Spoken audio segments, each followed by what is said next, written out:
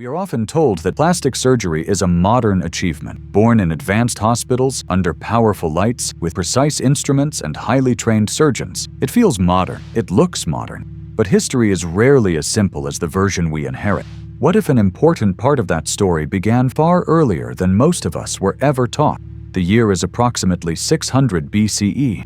In ancient Bharat, a surgeon prepares his instruments while a patient waits nearby. The knowledge guiding this moment is already organized, studied, and written down. This is not mythology. This is not legend. This is a medical tradition, observed, practiced, and preserved. At the center of this tradition stands the Sushruta Samhita, one of the oldest surviving surgical texts known to history. Its pages describe procedures, instruments, training, preparation, and patient care. A teacher demonstrates. A student watches. Skills are repeated, corrected, and passed forward. Generation after generation, experience becomes instruction. Among the procedures recorded in this tradition was rhinoplasty, the reconstruction of the human nose. Today, many people associate such an operation with modern reconstructive surgery, yet this surgical problem had already been studied in ancient India. How could damaged tissue be reshaped, supported, and allowed to heal? The illustrations look ancient.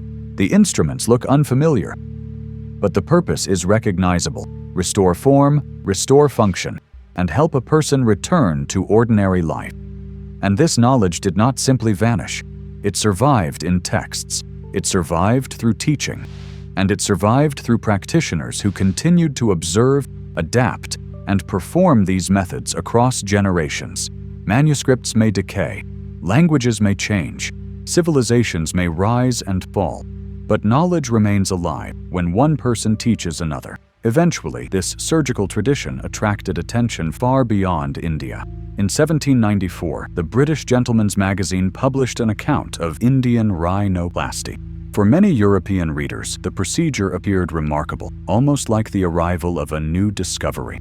For Indian practitioners, however, it belonged to a much older body of knowledge. The report circulated. Surgeons examined the method. Drawings were studied. Techniques were discussed, modified, and carried into other medical traditions. Ideas traveled. Knowledge crossed borders. But its original journey was not always remembered. Over time, plastic surgery continued to evolve.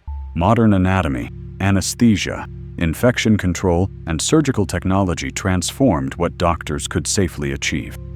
New techniques emerged. New discoveries followed. But as the discipline became increasingly modern, some of its older foundations faded from public memory. And that raises an important question. When knowledge travels, who receives the credit? History is not only the story of invention, it is also the story of preservation, transmission, and attribution. Who recognized the problem? Who recorded the method? Who protected the knowledge? Who taught it forward? And who introduced it to a new audience? Every surgeon working today stands at the end of a long chain of human observation, a chain built across centuries, languages, and civilizations. Among the earliest names in that chain is Sushruta. Yet outside specialist circles, very few people know his story.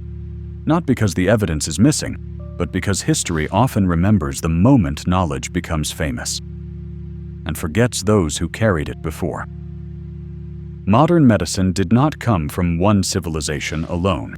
It grew through preservation, correction, experimentation, and exchange. No single culture owns the entire story of healing, but the history of medicine remains incomplete when Bharat's surgical knowledge is overlooked or erased. The story of science belongs to humanity, and humanity deserves more than a convenient version of the past.